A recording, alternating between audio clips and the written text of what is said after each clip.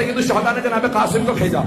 جیسے جناب قاسم گئے، بڑے بڑے سورما، بڑے بڑے دلیر افراد سامنے آتے جناب قاسم سے نار کر دیتے، نعرہ لگاتے یا علی کا، اور ایک مرتبہ تلوار چلاتے سر قلم کر دیتے. ایک بہت بڑا پہلوان تھا، نام تھا ازرق، وہ 1000 پہلوانوں کا ایک پہلوان مانا جاتا تھا. عمر سعد نے کہا یہ حسن مجتبیٰ کا بیٹا، علی کا پوتا، ازرق تو اس کے مقابلے میں جا.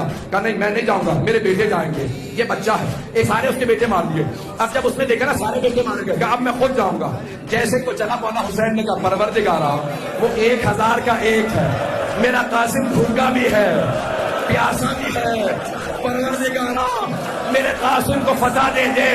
جب تلوار چلائی اس کے دو ٹکڑے کر دیے. اب عمر سعد نے کہا ساری فوج سے کہو حملہ کرے، یہ بچہ پہلوانوں کو مار رہا ہے. جیسے ہی فوج بڑھی نا، کسی ملعون نے جناب قاسم کے سر کی پشت میں گرز مارا.